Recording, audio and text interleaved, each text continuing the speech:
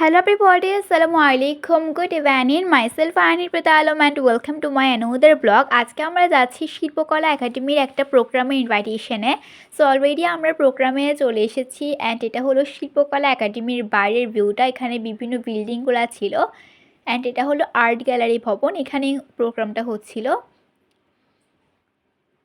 So এখন আমরা ঢুকে যাব প্রোগ্রামে। নিচতলায় হচ্ছে প্রোগ্রামটা, এখানে প্রদীপ দিয়ে খুব সুন্দরভাবে ডিজাইন করা হয়েছে অ্যান্ড অলরেডি এখানে প্রোগ্রাম শুরু হয়ে গিয়েছে। অনেকে বক্তব্য রেখেছেন, অনেক শিল্পীরা, অনেক উচ্চারকের সদস্যরা এসেছিলেন, উপস্থিত ছিলেন প্রোগ্রামে। অ্যান্ড এখন একটা গান চলছে উচ্চারক বিষয়ে। সো আমরা গানটা এনজয় করছিলাম অ্যান্ড ওখানে বসেছিলাম। প্রোগ্রামে অনেক গেস্ট এসেছিল।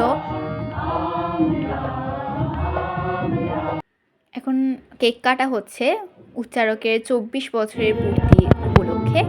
দেন এখন রণসঙ্গীত একটা গান গাওয়া হচ্ছে। এই গানটা সবচেয়ে বেশি সুন্দর ছিল প্রোগ্রামের মধ্যে।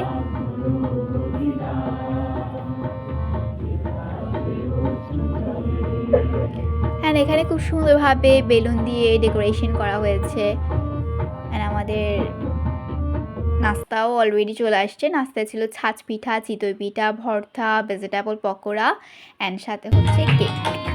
তো এখন একজন বিখ্যাত শিল্পী গান গাচ্ছে, উনি বেশ কয়েকটা গান গান অ্যান্ড আমরা গানগুলো শুনি। তারপরে আমরা প্রোগ্রাম থেকে ব্যাক করি অ্যান্ড আমরা ব্যাক করি 8টার দিকে।